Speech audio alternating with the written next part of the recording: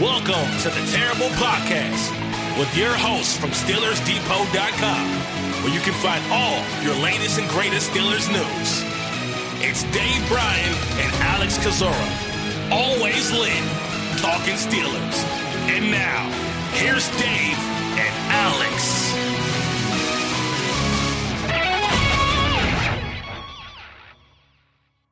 Welcome to the Terrible Podcast, Season 11, Episode 92. He's Dave Bryan, I'm Alex Kozora, coming at you twice this Friday because, as usual, as soon as we get off the podcast, Dave, some news starts to happen. I'll use this phrase with the celebration of March Madness returning, a bracket buster, perhaps, of sorts occurring with the Pittsburgh Steelers right now. Just craziness happening all within the span of about a half hour. So I think we should start with the facts and what's happening right now, and then we'll kind of get into our analysis afterwards. But JuJu Smith-Schuster just officially announced moments ago, as of this recording, on a one-year contract with voidable years worth $8 million. And according to ESPN's Adam Schefter, Steven Nelson, the cornerback, has been granted permission to seek a trade. So JuJu in, Nelson on his way out. That is the current status of the Pittsburgh Steelers. Thank you for joining us, everybody. Well, how the turntables, right? Man, what's the beauty about what you and I get to do is you wake up every morning. I wake up about 4:15 usually, and you just never know what the day is going to bring. And man, right after we got off the podcast, it seemed like, you just could not take your eyes off of Twitter there. It was moving so quick there. So we got a lot too. We promised the people, boy, thanks for all the shout outs on Twitter as well too. I threw it out there that, with all this news breaking, did you guys want us to hop back on and maybe do a later, edition of this show for Friday night?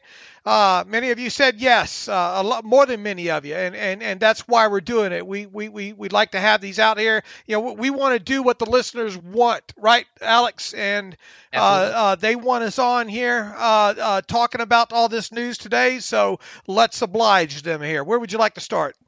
Well, let's start with the biggest news of the day. The Steelers signed wide receiver Tyler Simmons. No, I'm kidding. Poor Tyler Simmons. Hey, that also broke. That was a good eye by you, by the way. Thank you. All right, let's start with JuJu. One-year deal, $8 million, 4 voidable years to be able to spread out that cap charge over the length of the contract, but effectively just a one-year deal. This was a crazy free agent process for JuJu. I didn't expect any of this going into it. I thought JuJu would get a multi-year deal worth $16, $17 million and all that. Market never developed. JuJu wanting to stay in Pittsburgh, reportedly taking less money in Pittsburgh, turning down offers from the Kansas City Chiefs and Baltimore Ravens. So, kudos to him. Team player through and through, taking less money, staying in Pittsburgh, and obviously wants to play with Ben and try to recoup and revive his market and his value next season. Yeah, so here we go to revive his market. Look, we had an idea probably that it was going to be flat. I didn't think it'd come in this low on JuJu, but he got a nasty reception, didn't he? When you think about what was the highest one that's being reported out there, the Ravens at $13 million. I think it was 9 base, 13 with incentives. 13, and that's. I'd like to see what those incentives are. We probably will never know. They were probably kind of tough ones, probably Pro Bowl or statistical based or something like that. So let's just go ahead and call his market value $9 million. All right. Mm-hmm. Okay. Wow. That's $7.5 million lower than kind of what I had him slotted out there. So that's a heck of a drop there. Now the question becomes, why? Is it solely cap related? Does this have anything to do with JuJu? And his 2000. Look, you can't judge the kid off of 2019, right? Because you didn't have a quarterback, and plus he was injured and all like that. You fast forward into 2020, he did have his quarterback back. He did have a lot of catches, but those catches didn't equate to the. He was like a running back routes. Isn't that how we kind of described it here? Is that what led to this? Because obviously, as we said on the morning show, you had guys like Godwin and Allen Robinson get paid, even though they were via the tag. That's still getting paid, right? I think one of the things here, look, we talk all the time, or people talk all the time about hometown discounts, and man, you never see the player turn down the money, and Juju did. And once again, now we don't know what the incentives were and how attainable they were, but evidently there was a strong push by the Baltimore Ravens to sign Juju. Players evidently badgered him, coaches and all like that. He has said all along he wanted to stay in Pittsburgh, if at all possible, and he has done that, and he has done that at what I would consider half of what I perceive his market value is. Now, obviously, your market value is only what someone's willing to pay you, right? But regardless, I mean, $8 million, that's cheap. Now, why did I continue to say that it wouldn't be a one-year deal? Because of the cap charge. And while this is ultimately framed as a one-year deal, it's not. It's 4 voidable years on top of it, so that you can take that $7 million signing bonus that he got and stretch, and prorate it out over 5 years. What does that mean? It means Juju's cap charge for 2021 is $2.4 million. Who saw that coming? I mean, I didn't. That is low. We talked this. What did we talk about this morning? We talked about not all contracts are created equal, and how you can make sometimes these cap charges dance around a little bit. They're depending on how you structure things. And we saw earlier in the offseason the Ben Roethlisberger and the 4 voidable years and all like that. So kudos to Juju mostly, and kudos to the Steelers for waiting this thing out and getting something done that allows them to have a wide receiver back at least for one more year.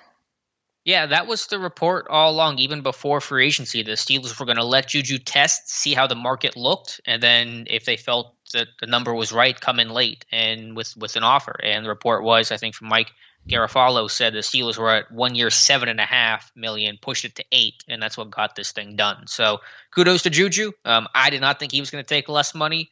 I'm sure, had his market been as hot as he hoped and thought it would be, then he would probably be playing elsewhere right now. But the circumstances just kind of aligned right for him. Ben coming back, the market not being super hot, and it probably does help at least that he gets paid a whole lot of money with endorsements and off the field stuff, and that's certainly a good way to make up some of the money that you aren't getting this year. And I think for him, the calculation was, I could take a little bit more money this year and go to Baltimore or Kansas City, which, oh, by the way, are two of the best teams in the AFC. So it's not like you're going to some team that's going to win 3 games next year, but is my production going to be quite as strong there? And in Kansas City, you get to play with Mahomes, which is fantastic, but you're also playing behind, third fiddle behind Tyreek Hill and Travis Kelce. In Baltimore, you're going to run first offense. And so your best place for numbers, provided the Steelers can use Juju a little bit more downfield in 2021, which they should, they better at least, your numbers and your production are best going to come in Pittsburgh, and that's the best way to cash in next season. So I think that's the calculation from Juju is, yes, I'm taking a little bit less money now, but I'm betting on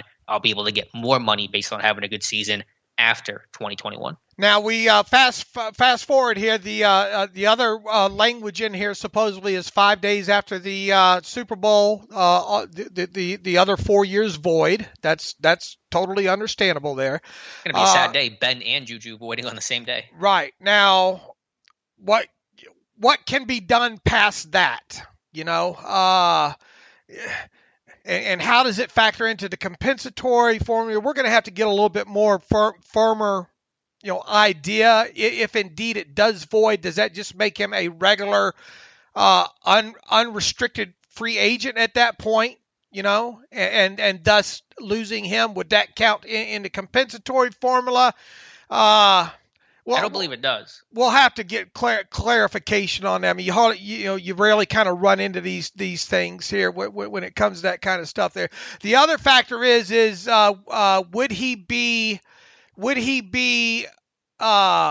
eligible for the franchise tag? That's what I was going to ask you, because I don't think he would be, because how would you use it?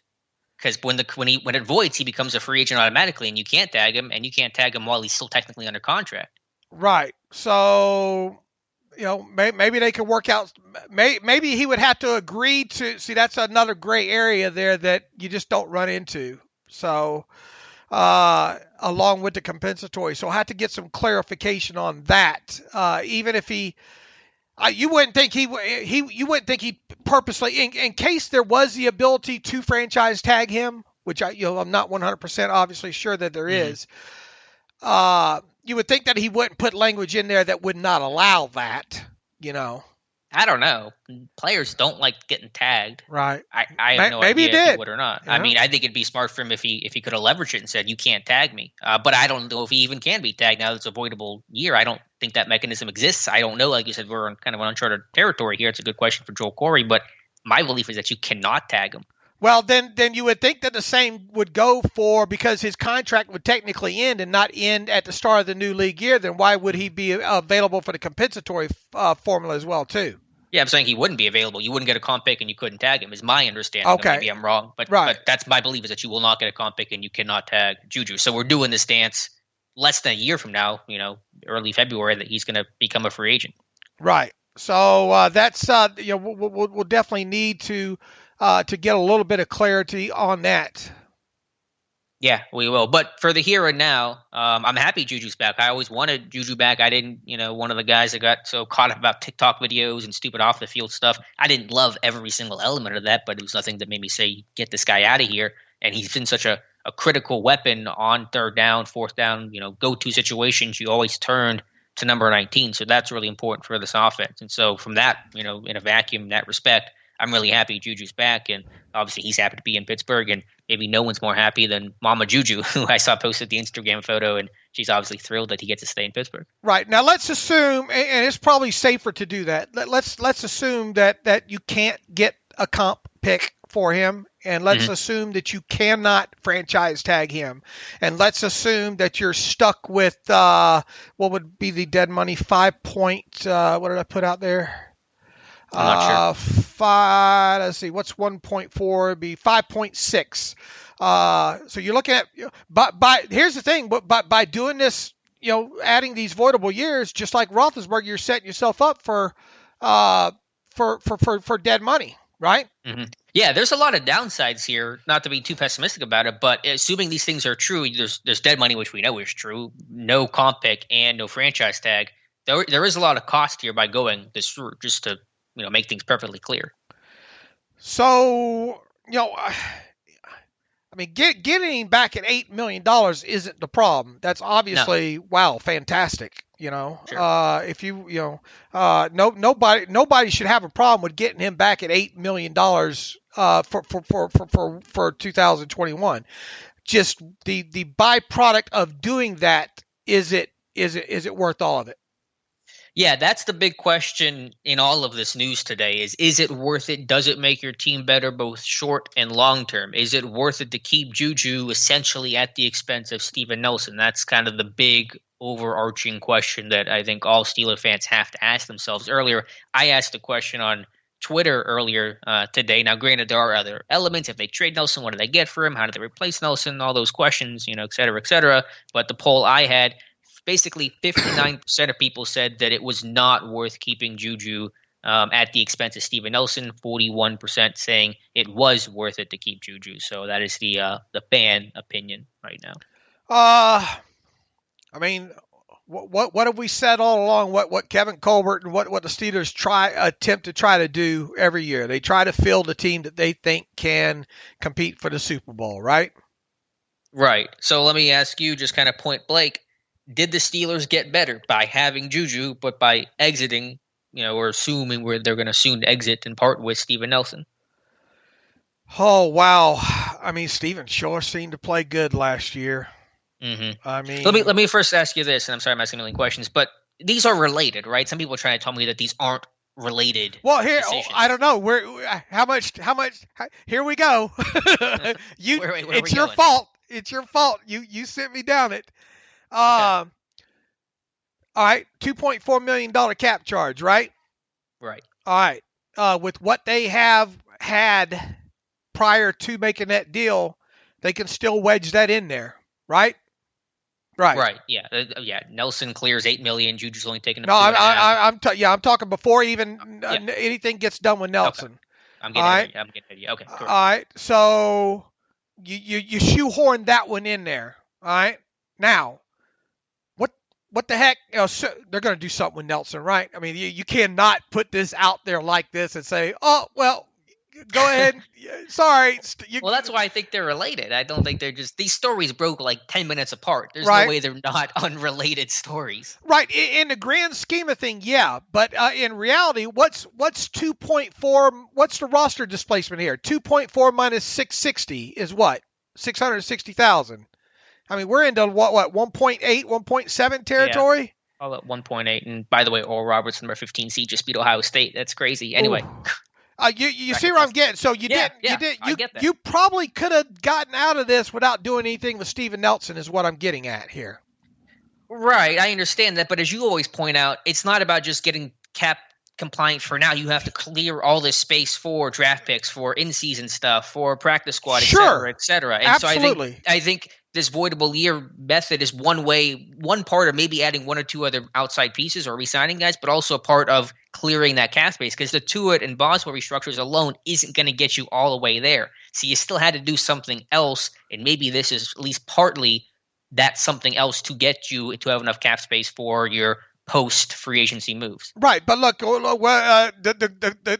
couch cushion cleaning this morning. What happened there? You freed up a million there, right? And right, it's all part of it. It's right. You take something here, you take something there, and that helps you because you said they needed to clear 13 million, or was it 10 million to get you to 13? I forget what your numbers were this morning. The cost involved. Not above and beyond where they're at. I'm just talking about total cost. Expected cost was around 13 million.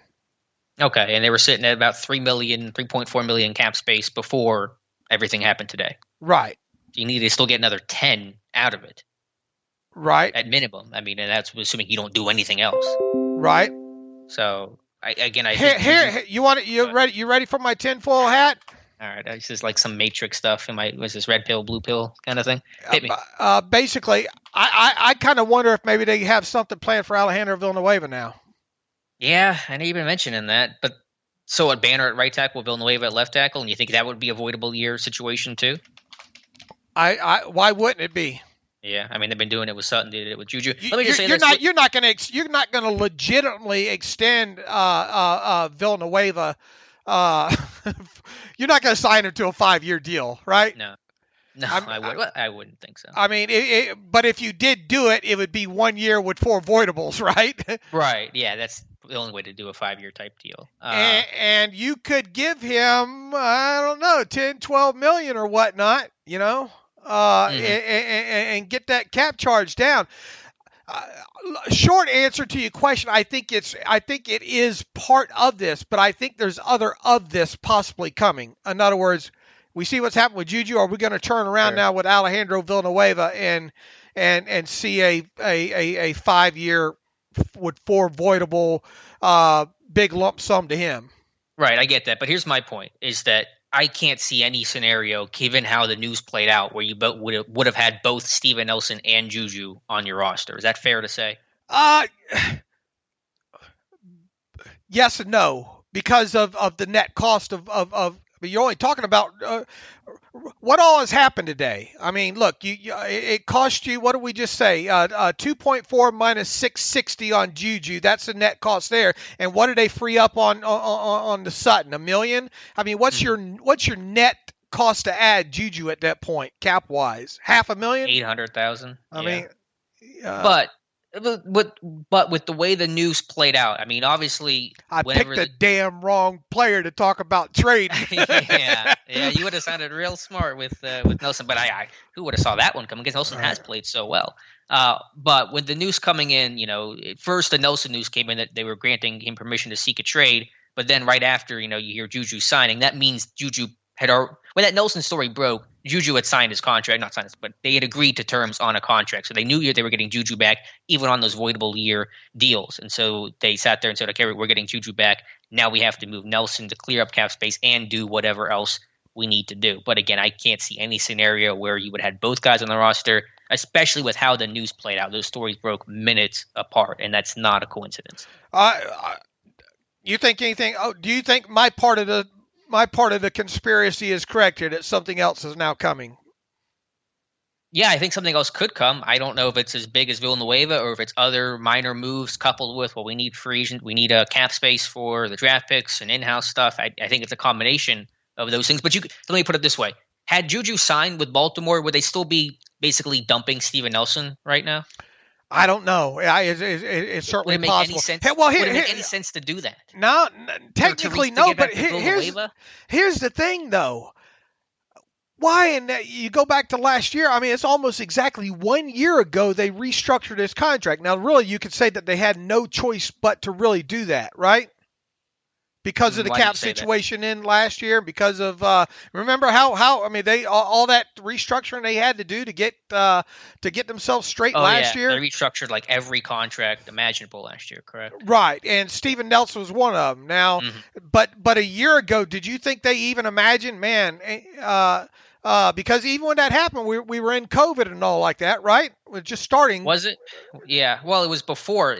This would have happened March 17th, wasn't it? 17th. Okay, so we were at the start of COVID, but I think most people, that was the whole 2 weeks stop the spread and how naive we were at the time. So I don't know if people exactly knew. No. I mean, we're spinning our wheels here. I get where you're coming from. I do think that all this is kind of interrelated here, but.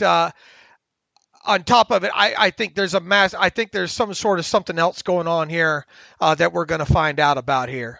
Sure, it's not 1-to-1. I'll grant you that, but they are related. That's what I'm getting at, I guess. Okay. And I think that's fair. And I've told people that on Twitter. But the point is that you weren't going to have both Juju and Nelson on your team so for one reason or another, you're making a choice there between those two guys. Because again, let's assume Juju signed with Baltimore or the Chiefs or whoever. Were you just going to up and now go ahead and dump Steven Nelson too for no good reason, no apparent reason other than just to dump him? That doesn't make any sense. If you back engineer this thing, you can't tell me they're not related. And I know you're not saying that, but some people on Twitter are trying to let me ask you this. Is this the Steelers or is this Steven Nelson?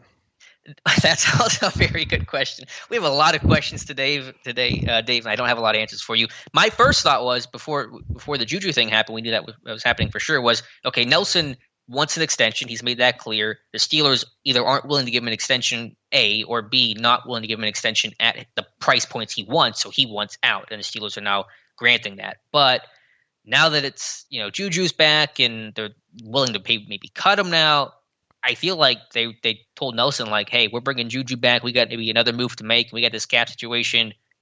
Either we're going to try to trade you can look for a trade, or we're going to cut you. So I've kind of flip-flopped on it. Where do you come in? And Nelson's kind of a little bit of a weird bird, right? Kind of hard to read, overall. And he had some really. You go back and look at his Twitter account. You never know what these guys are talking about on Twitter. They might be watching a damn movie or something and putting that stuff out there. So it's really hard to speculate and all like that. I tend to. I don't think this is on him because anyway, the Steelers don't normally do extensions this time of year unless they went to him and said, "Look, we need you to do an extension now. We need you to do it at this." Basically, here's Joe Hayden's same extension we gave him. That's the only fair. Remember me drawing that out and say, really, the only fair way to do that is kind of give him the Joe Hayden extension that way. We need you to do that. We need you to do it now. And if you don't, we're going to have to cut you. Right. Is that possible? Yeah, I mean, the fact that we're never going to know, but Nelson might say something. I feel like he kind of guy that might say something at some point. But if the Steelers, the reporters, Ian Rappaport said they're either going to trade him or they're going to cut him. If Nelson had come to them and said, "I want an extension," and the Steelers said no, or "We're not going to give it at the price point you want," the Steelers might have said, "We'll look for a trade." But what they said, "Okay, we're just going to cut you just because Nelson doesn't get the extension." Like, that doesn't make a lot of sense from the Steelers standpoint. Be like, okay, well, we're not going to give an extension, so we're going to cut you now. You know what I'm saying? So it kind of feels like that was on the Steelers end, telling Nelson, like, hey, we can't afford you anymore. We're either going to ship you, or failing that, we're just going to cut you. I think they're just looking at things and looking at maybe at what it could be all of the above in this. Yeah, because Nelson's a good player. I know some people are trying to rationalize this and say, "Oh, Nelson wasn't very good last year." Nelson's been the best cornerback the last 2 years on this roster. Right, and so I don't know how. Most of me wants to say this is the Steelers waking up about a week ago, 3 days ago and saying, well, let's watch what happens with JuJu. And if I don't think it was that put together like that, but I think this was like, if we get to this point and JuJu hasn't done this and his market looks soft and we think we can bring him back for this, and then maybe a Big Al,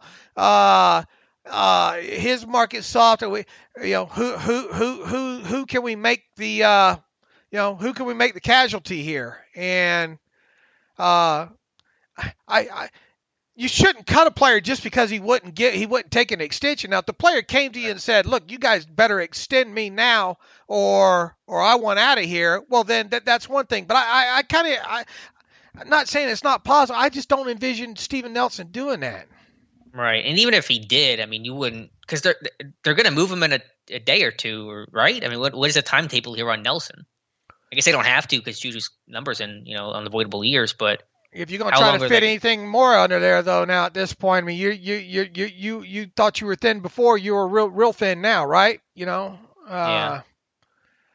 I don't know. I hate to see people turning on Nelson the way it looks like they're turning on him, because I think this, I tend to think that this is more on the Steelers, to be honest with you. Yeah, when I can take a step back and see the JuJu signing and everything, that's where I'm leading to. Maybe one day Nelson will clarify things. Maybe for Pittsburgh it came down to they just didn't anticipate JuJu's market being this light. They thought he would get $15 million plus. He was probably gone, and once they realized that, hey, this market's pretty soft and he isn't getting a lot of great deals out there, and he can do a 1-year deal, well, that maybe changed the equation for their whole philosophy and what their plan was, and then Nelson's plans in that shifted as well, I guess. Well, here's the thing too. I mean, Nelson probably in his best interest anyway to have played out this season. And try to cash it next year. Right, try to make himself money, right? Yeah, you would think so. I mean, it wouldn't be a bad thing for that to happen to him. Well, once again, I don't want to put this. I don't want Nelson to be, until we learn more. I don't want Nelson to be the bad guy here. Mm-hmm. No, I don't think he is here until I learn more. I don't think that should be the case. Well, let's just, putting that speculation aside that we won't be able to answer until if somebody says something. Did the team get better? Because however you want to slice it, Nelson's on his way out and JuJu's on his way in. Whether or not how much you want to relate those moves, I guess, is up for each person's interpretation. But is this team better in its current form than it was 24 hours ago? Man, and two, if you were going to go ahead and do this with Nelson, why did you let Hilton get away or Alu, right? Yeah. Maybe because they just didn't think they were getting JuJu at that time. They thought JuJu's market was still going to be hotter, and it just never materialized. And they realized, okay, we actually have a real shot at getting this guy. Well, then that would put it back on the Steelers to kind of close out our conversation on who put on the finger pointing or whatever. But yeah. I mean, if you're going to make that work, and especially with Mike Hilton, I mean, you could have paid Mike Hilton $8 million, the same $8 million he got from the Bengals done three. The voidable year thing was endless then. You know, absolutely. I mean, look, you want to get mad if you want to have a conversation. What if Villanueva is brought back on one of these deals? Then you're going to wonder, well, why couldn't you do it with Hilton on for $8 million? Well, I think because Hilton got the long-term deal. And JuJu but how much is guaranteed? Deal. I mean, does it matter? Well, I think but to a player, there is comfort in that long-term deal, even if it probably shouldn't exist because of the way the NFL contracts are. Okay, fair point. Now, I guess I'm dodging the whole wasn't question getting multi-year deals, right? Yeah, you are dodging the question. And Villanueva would do I'm sorry, I keep cutting you up, but Villanueva would do the 1-year deal because he's not getting the long-term deal out there. So did they get better by dumping Nelson and bringing JuJu back? I would say no. Yeah, the fact that we have to wrestle with the question isn't a great start, no matter how you end the answer to that question. I don't think it's lopsided, but Right. It's tough. I mean, I like JuJu. Who's the better player? Just 1-to-1. JuJu or Steven Nelson? Who's the better player? I think JuJu 1-to-1. I think so too. I would go JuJu. Not by a considerable margin, right? But I would take JuJu over Nelson. Just 1-to-1. who's younger, but the fact is you had neither of them signed past this year right now. So irrelevant. Yeah. Right. So that part of it's out of there. Right. So yeah, that's the thing. Like if they could have brought Juju back, and I know cap wise all that, but if they could have brought Juju back on a 4 or 5 year deal, I would feel better about this because okay, now I know Juju's locked up long term. Who knows what will happen a year from now? Obviously, he likes Pittsburgh and wants to come back. But if Ben goes next year, Juju could still easily end up walking. So it's not if Juju was here on a 5 year deal and he knew you're going to be able to build around this guy for a while. I would like this a lot more. How will it change your mind if they go out here and get somebody like an Adoree Jackson or something like that? Yeah, we'll see. With some of this extra cap space. Right. Little, it's not like they're not rolling in it, but for them, it might as well be $60 million. You know what I'm saying? Years, I mean, nothing matters anymore, you know? It really doesn't at this point. Now, if you've done it twice, why wouldn't you do it more? Right? Absolutely. I mean, there's no reason to not. You might as well keep doing it. If they don't do it, it's kind of a surprise at this point. You might as well just keep stacking the dead money. Man, is it possible now that there is, I don't know, the Fuller kids out there? He might be too expensive though. Adoree Jackson, didn't they a little something they had with him?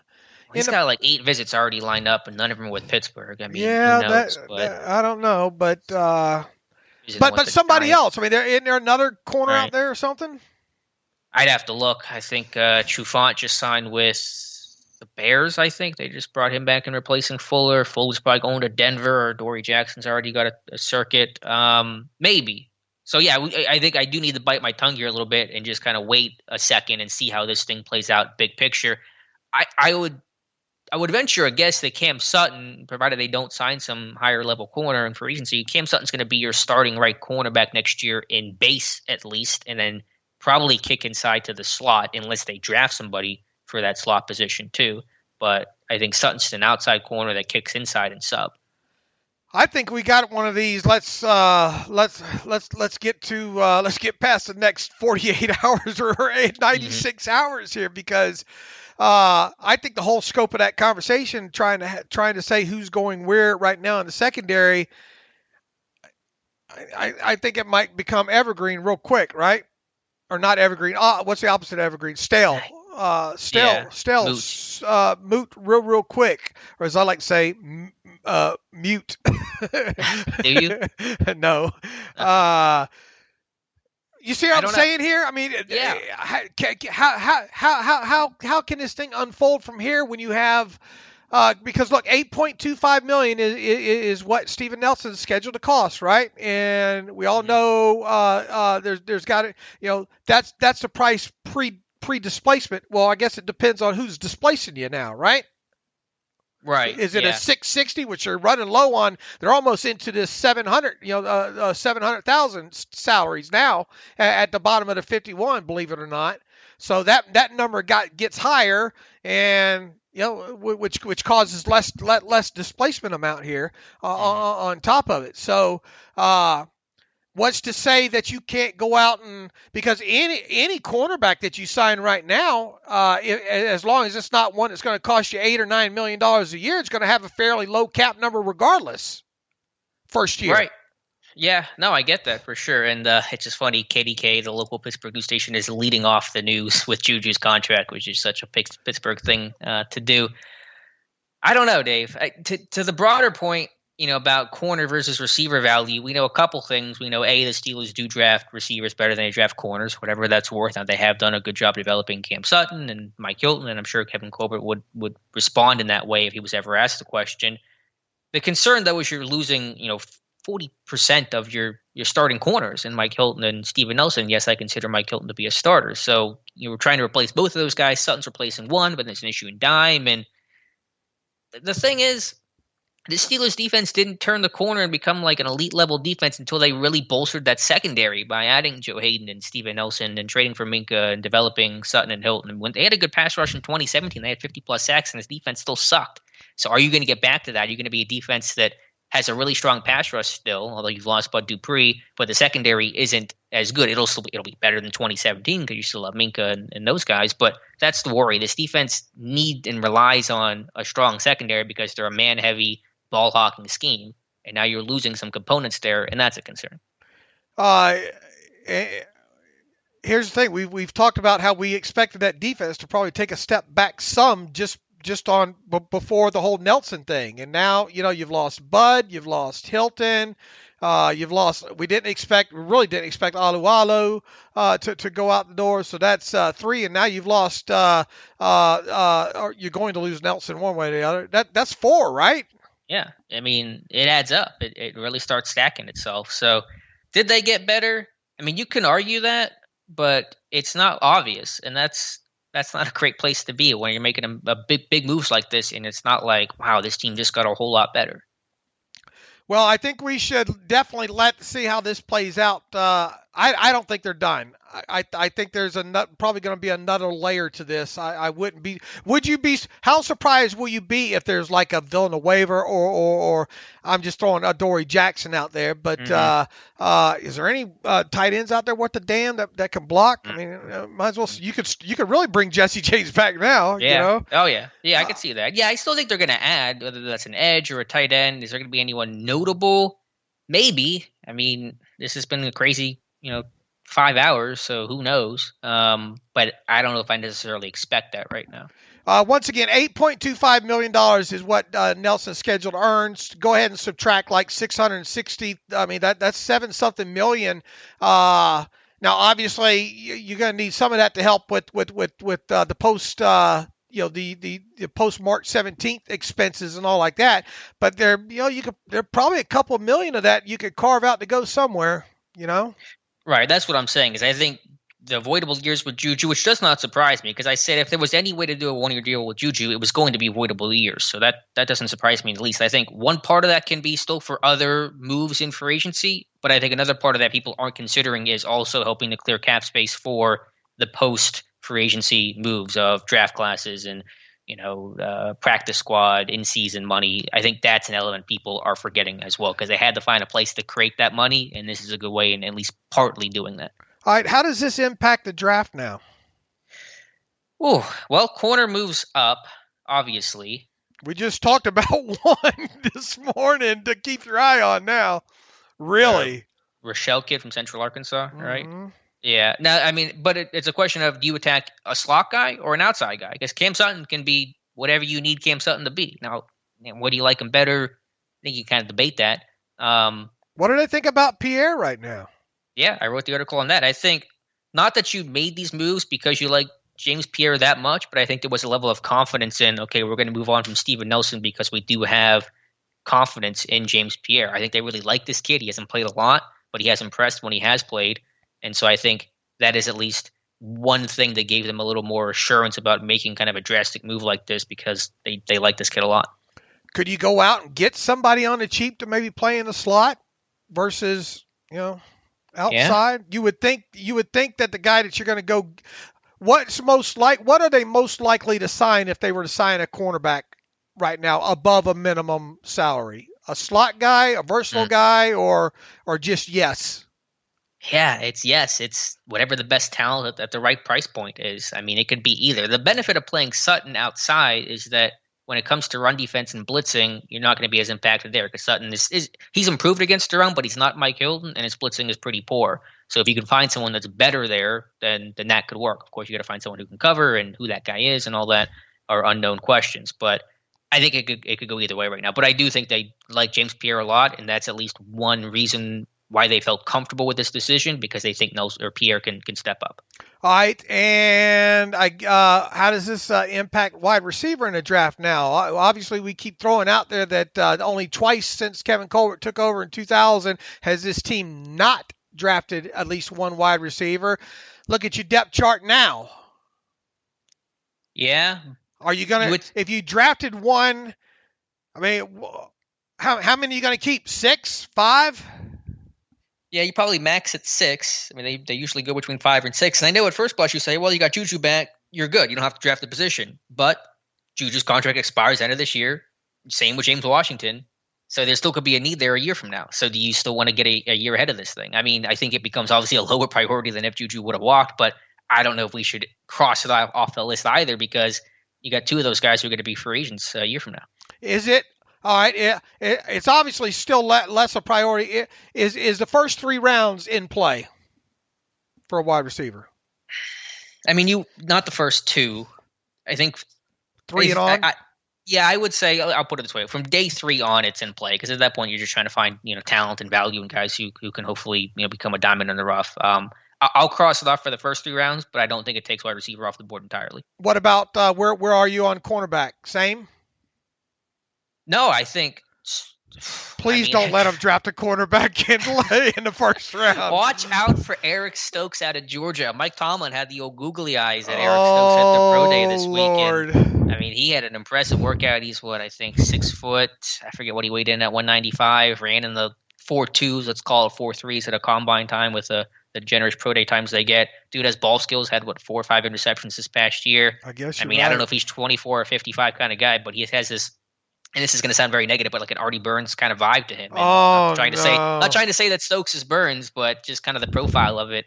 I don't know. I mean, could it happen at 24? Could it happen at 55? I'm not going to say no at this point.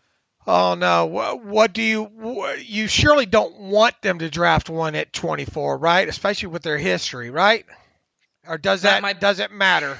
I mean, they just aren't good at it. Yeah, but they're going to say, well, look, I can run. I don't run for a living, though. Well, they're going to say, look, we just developed Sutton. We just, developed Hilton and lost him, and everyone's mad at us for losing Mike Hilton. So their point is like we're better at drafting corners as of late than they were a decade ago. Push comes to shove. Can you see him spending a first-round draft pick on a cornerback at 24 overall? Push comes to shove, no, I can't. But second round, I think all bets are off. All right. Same with wide receiver. Push come to shove at 24 overall. Yeah, I can't see it at 24. I think day 3 on, even starting the 4th round, one of those 4th-round picks, it could happen. And we'll see what they get for Steven Nelson. I mean, I don't know. I think there'll be a market for him. I mean, obviously, you heard that's yourself another question we have now is here's my thought on it now. Mm-hmm. You got a guy in the final year of his contract with 8.25 is kind of hefty to kind of take on, right? I mean, yeah, but for a starting corner, that ain't bad money. All right, now here's the other aspect of it. Let's assume that you're giving these other teams permission to talk to them and all.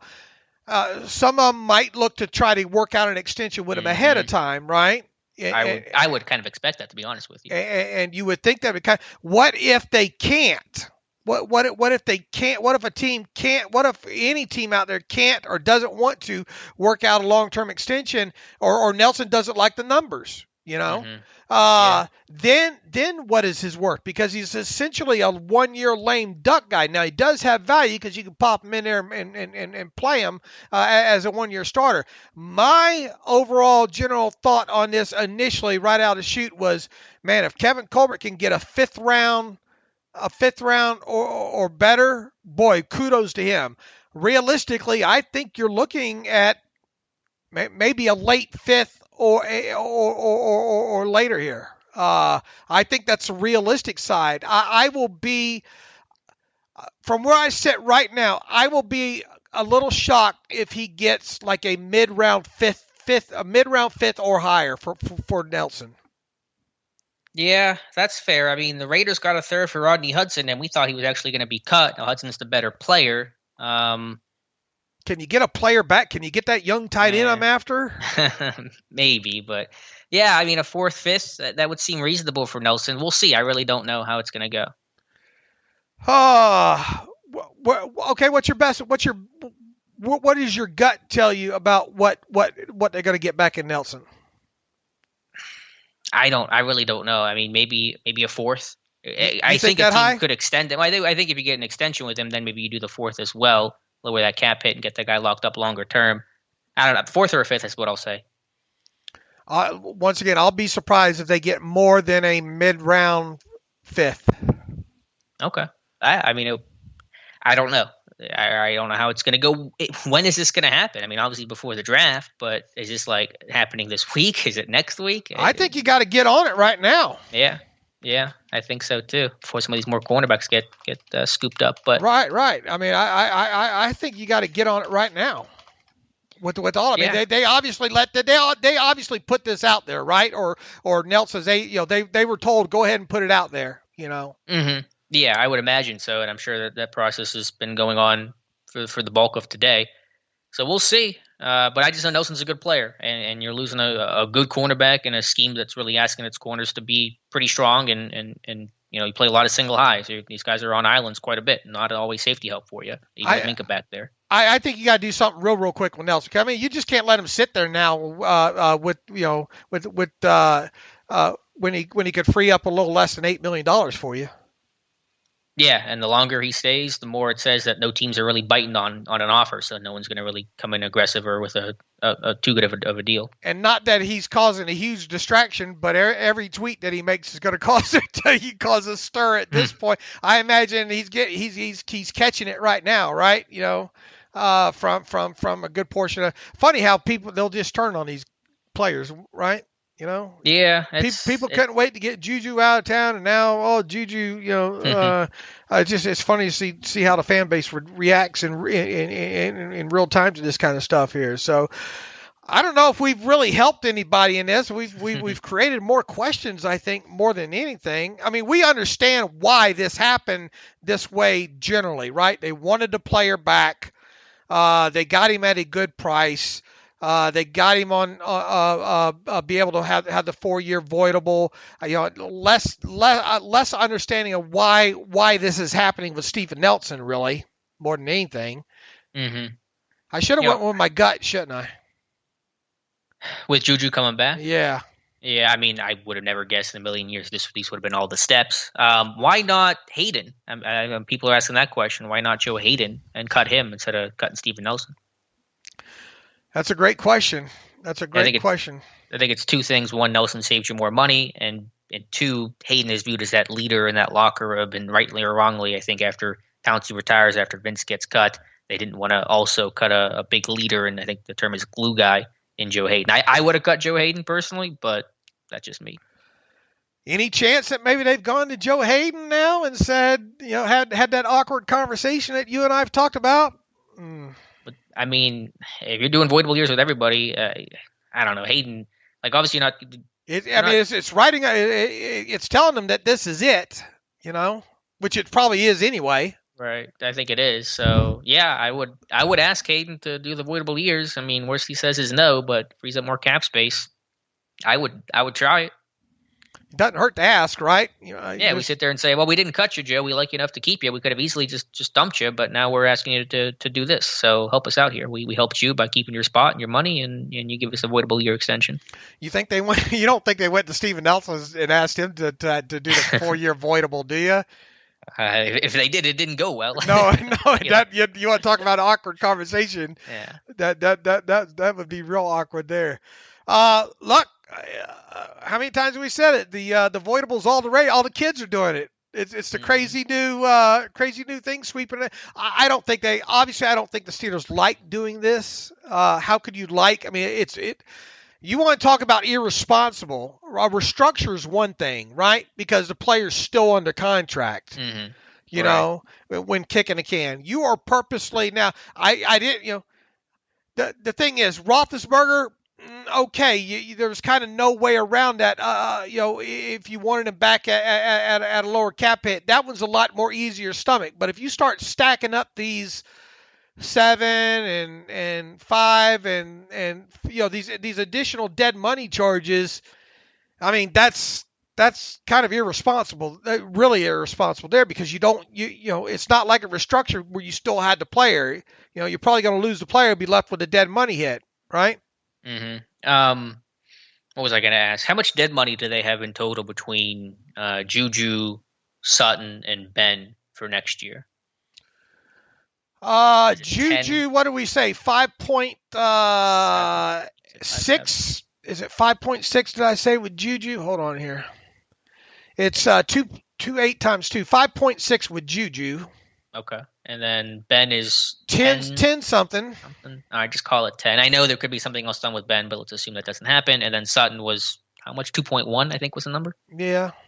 2.1. So 5 to 17, 8, call it 18 million in dead money next year. And then I don't think they're done. Yeah, I mean, it could be more. So just off of those three guys. And then that's a decent amount of dead money. The cap will go up. So we'll see, but you kind of do what you have to do this year, I guess, to make it work, and that's what the Steelers and the rest of the league are doing right now.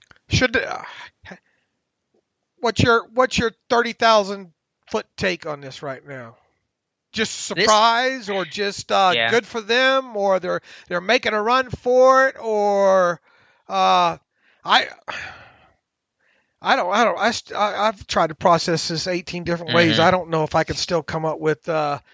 I'm less surprised about JuJu. I'll tell you this: I'm less surprised about JuJu being back than I am Nelson being shipped out.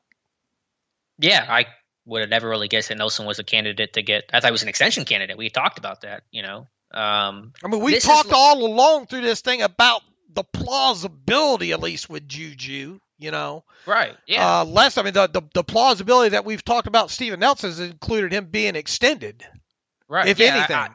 I had been warming up to the idea that JuJu could come back as the market seemed to be cooler, and I almost wrote an article saying as much for this morning. This whole situation just feels like you come home to your kids, my hypothetical kids that don't exist, and you say, "Hey, kids, we're going to Disneyland." They're excited, and then you say, "Oh, by the way, the dog died. Focus on Disneyland." Like, it feels like I'm excited that JuJu's back. That's dark, man.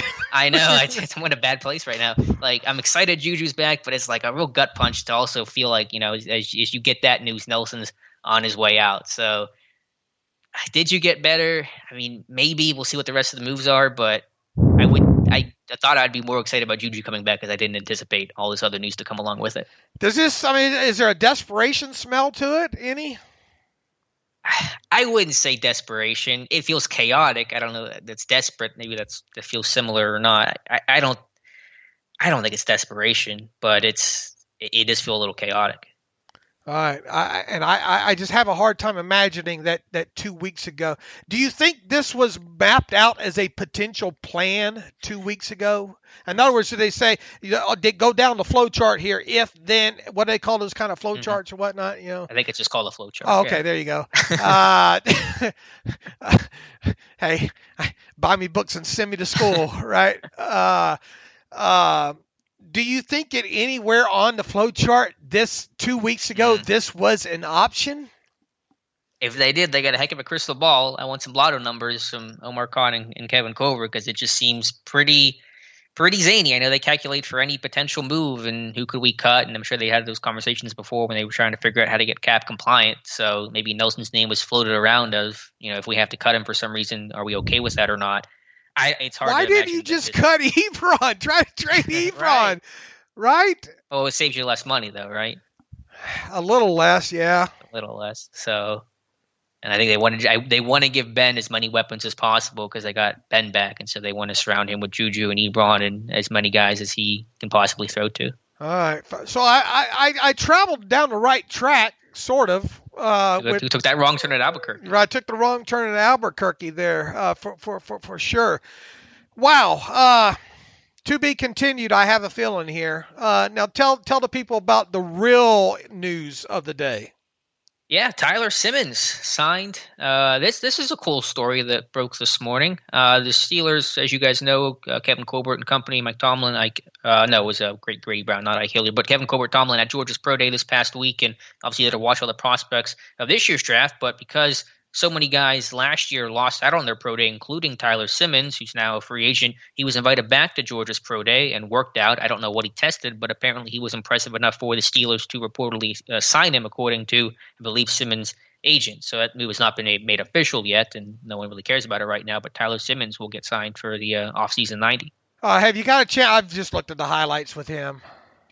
No, I haven't. I saw some of the clips that you sent, some other stuff. I mean, he's built an athletic guy. I think had he ran last year at his pro day, he would have run in the low 4.4s. I don't know how he tested at Georgia this past week, but he seems like a good athlete that didn't have a lot of production at Georgia, but seems like a pretty athletic guy. Right. And don't worry, folks, that's going to be a minimum salary. Yeah. Right? No way around that. But it'd still be a futures deal? One of those, exist? Is that the whole thing is futures is they start at the start of the new league year. Aren't they 3-year deals, though? The futures future contracts 3 years. Yeah, but the undrafted guys are 3 years. No, I know they are. But don't future contracts also aren't they also? No, maybe they're not. I think they're 2 years, one or 2 years. I don't know. Anyway, it's not impacting anything financially otherwise. Right, it's going to be a minimum salary regardless of the year. It's not going to have a cap impact. Shouldn't there.